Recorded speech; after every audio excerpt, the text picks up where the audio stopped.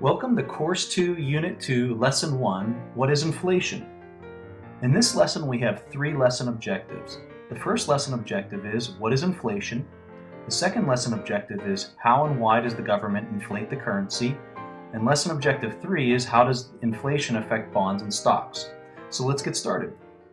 So I'm sure everyone can remember when they sat down with their grandfather and he said that he could buy a can of soda for 5 cents or whatever the case might be. And when you hear those stories, this is what we're talking about when we talk about inflation. So why does the government inflate the money? The Federal Reserve will tell you that they inflate the money because it allows them to protect the country from deep recessions or depressions. But another reason that a lot of people really don't talk about is that it serves as an indirect form of taxation. As we get a little bit further into this lesson, you'll understand how that is actually a form of taxation. But the main thing that you need to understand is that inflation occurs because the federal government increases the supply of money. So let me give you a quick example. Let's assume we have a kid here named David, and he loves milk. And because he loves milk, he's going to do some chores so he can get some money and go buy the milk. So David goes and works for his parents, and he takes out the trash, and his trash detail is worth $4.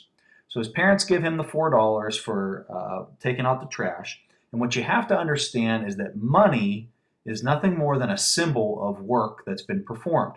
So David performed some work, his parents gave him some money, and then David can trade that money for the work that somebody else does. Always remember that money is nothing more than a symbol of the work that's been performed. So David takes that symbol of work performed, which was $4, and he goes to the supermarket and he can buy milk in the year 2012, which is the year that he performed that work. Okay, now let's say that David performed the work, he got the $4 from his parents in 2012, but he waited an entire year until 2013 before he was able to go and buy the milk. But now the cost of the milk is $4.12. He still performed the same amount of work, he still did the exact same thing, and in one year he could buy the milk, but in the other year he couldn't buy the milk. And that was because of inflation. So what caused the price of the milk to go from $4 to $4.12? So as we look over here, let's look at year 2012, and we have four people, and we're going to say that these four people symbolically represent all the people across our entire country. Okay, and let's just say that the federal government has put $1,000 into this system of people that are working, and that $1,000 is what they have to use to trade amongst each other. Because remember, that money is just a symbol of their work. And since it's a symbol of their work, they can trade it amongst each other. As they continue to trade that $1,000, the value of each dollar is dependent on what that person might need, whether it's food, clothes, transportation, or whatever. So let's take these four people and let's go ahead and look at the year 2013. And in this scenario, let's say that a change occurred, that the federal government, instead of putting $1,000 between these four people, they put $1,200 between these four people. Same number of people, different supply of money, which is just that symbol of the work that they're performing. So as they're doing their work and there's more money in this system, the value that they're going to charge for services or products that they're creating is going to be higher because there's more money in that system. So let's say that in 2012, whenever there was $1,000 in the system, one of these people could go out and buy milk for $4. But whenever we put $1,200 in the system in 2013, the milk doesn't have to be $4 anymore. It could go up to maybe $4.13 or whatever the case might be. It's a higher cost because it's relative to everybody in the system that didn't change in population, but the money supply did. So that's what the Fed is controlling, and they're just gradually increasing that amount of money in the system, and that's how the money becomes inflated. So how does the Fed actually control the amount of money in the system? Now, there's many different ways that they can do it. They can actually physically print more money, but the way that they commonly adjust how much money is in the system is through banks. So the Federal Reserve sets a thing called the reserve ratio. And in this scenario, we're going to say that the reserve ratio is 20%. So if this man takes $1,000 and he takes it to the bank and he says, hey, I want to save this $1,000, the bank then puts it in his account, his digital account, which he would check on his computer or whatever. And The bank then takes that money and then they have the ability to lend it to somebody else, which everyone understands. But what a lot of people don't realize is that the bank, based off that reserve ratio, that's how much money they're allowed to lend out from the money that they've received. So since the bank received $1,000 from this customer, they have to keep $200 on hand and they have the ability to lend out another $800. Okay, so let's see what happens when the bank lends out that $800. So now they lent this $800 to this woman here, and let's say she takes the $800 and she saves it into the bank. So based off of the rules, the second bank, which this woman has gone to, has to hold 20% of that $800. So the bank would hold $160 and they have the ability to lend out $540. Now remember, we only started with $1,000, okay? And now we're already up to another $800 in the system. And now the bank's going to lend out the $540 from that bank. And so what you see is that this guy saves $540, which means the bank has to keep $108 on hand, and they can lend $432. The next person comes along, and the process goes on and on and on. Okay? So as you can see, based off that reserve ratio, as that process continues on, $1,000 initially saved in the system actually turns into $5,000. So you can see that supply of money. If we were talking about actual dollars in the system, it's actually, if you take 1 divided by that reserve ratio, that's going to give you the actual amount that you got to multiply the base amount of money by. So let's take 1 divided by the 0.2, which is 20%. That gives you a 5. And you'd multiply 5 times 1,000, and that gives you the 5,000. That's how that's calculated. So what happens when that ratio changes? So what would happen if the reserve ratio was 10%? So if we went through that whole scenario again and went person by person, $1,000 at a 10% reserve ratio would actually turn into $10,000. Okay, because when we take 1 divided by 0.1, that gives us 10, and we'd multiply 10 by 1,000. So you can see the federal government, when they adjust that reserve ratio from 20% to 10%, they just created another $5,000 in the system if there was only a base $1,000 in there. So they can quickly adjust how much money is in the system just by adjusting that reserve ratio. So this is just one way that the Fed can adjust the amount of money in the financial system.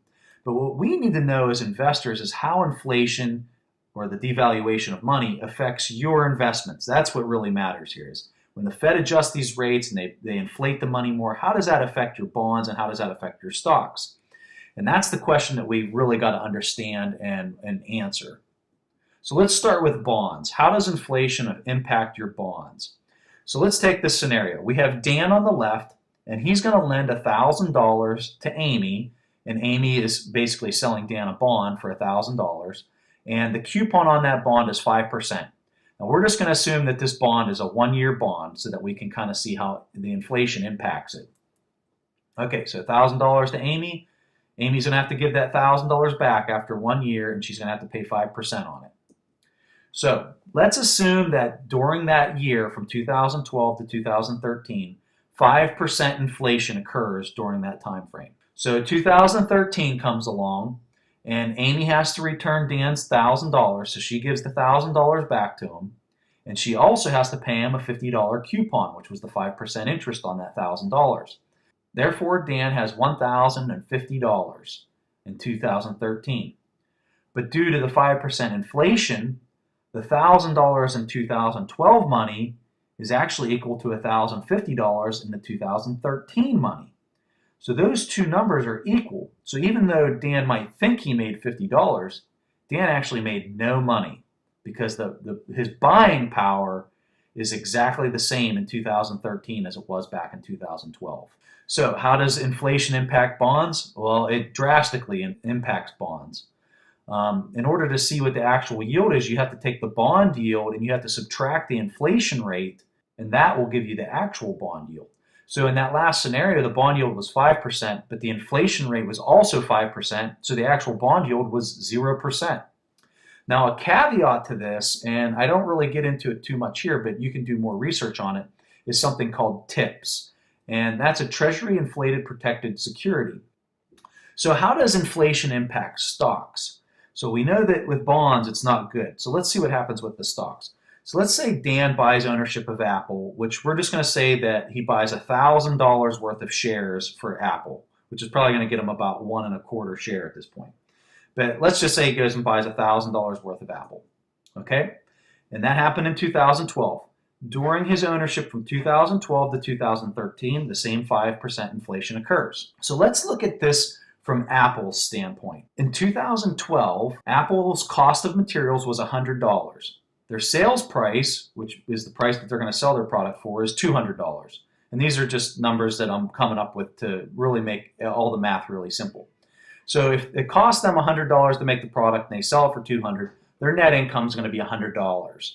So as we look to year 2013, because of the 5% inflation, the cost of their materials went up by 5%, and it cost them now $105 to buy their materials. But because of that increase in cost, they are now able to go ahead and sell their product at a higher price because there's more money in the system, and people can afford that because there's more money in the system. They translate that cost of those materials over to their customers instead of themselves. And so their sales price is now $210 opposed to $200, which is also a 5% increase. So when we subtract the price from the materials, the net income is $105, which is a 5% increase. So what Apple did from 2012 to 2013 is they automatically adjusted because the cost for them to do business was increased by 5%. So they then translated that cost over to their customer, which was their price was raised by 5%, and then their net income was raised by 5%.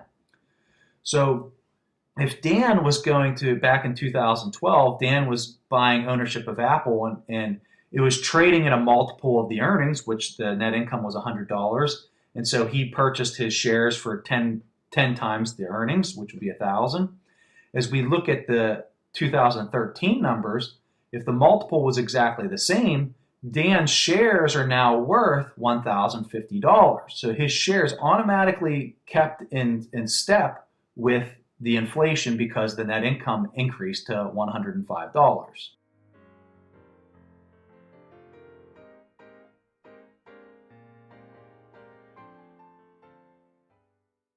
So how does inflation impact stocks? As a result, stocks with no debt are generally unaffected. So here's a quick caveat to that. If the inflation moves the price point of the product outside of the market's desire, inflation will absolutely impact the stock's performance. But generally speaking, stocks are not really affected all that much by inflation like bonds are. So this concludes Course 2, Unit 2, Lesson 1, What is Inflation? We learned about what inflation was, we learned how and why the government inflates the currency, and we learned how does inflation affect bonds and stocks. So I hope the lesson was helpful, and I hope to see you guys in the next lesson.